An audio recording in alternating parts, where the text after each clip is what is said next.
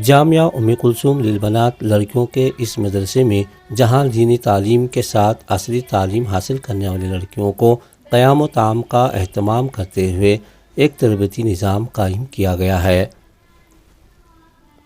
آج یہاں مدرسے کی جانب سے یہاں کے محتمم مولانا رحمۃ اللہ مفتاحی نے یوم آزادی کے سلسلے سے ایک تقریب منعقد کی، جس میں مدرسے کی لڑکیاں اپنی صلاحیتوں کا مظاہرہ پیش کیا، اردو، کنڑا، انگلش میں تقاریر پیش کی۔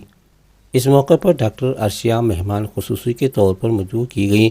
پروگرام کی نظامت مولانا نے بخوبی انجام دیا۔ دستگیر دیگر نے نگرانی کی۔ شفیع صاحب موجود رہے۔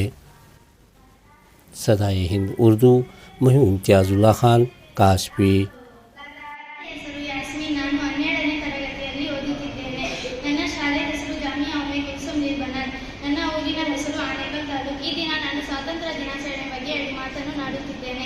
1947 ಆಗಸ್ಟ್ 15 ಅಂದು ನಮಗೆ ಸ್ವಾತಂತ್ರ್ಯ ದೊರೆಯಿತು.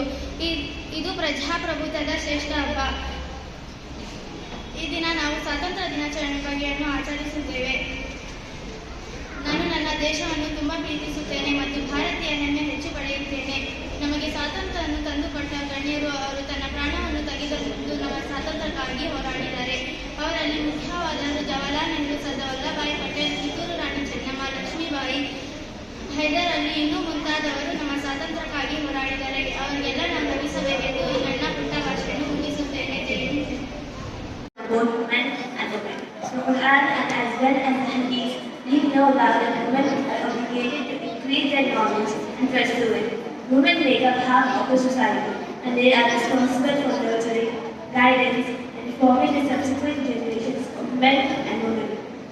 The Quran holds that men and women are equal moral agency and they receive equal awards in their afterlife. The Prophet Muhammad Mustafa sallallahu alaihi wasallam, peace be upon him, says, "Women are the equal sisters of men." In Islam, women are considered as a completely independent personality. Women are one half of the society, which gives birth to the other half as if they are an entire society. Quran forbids female feticide, female infanticide, gender discrimination, violence against women, and uneducation of girls. Allah subhanahu wa ta'ala has created men and women without subordination of one another. Women are like mothers, so they should be treated gently, kindly, and with affection.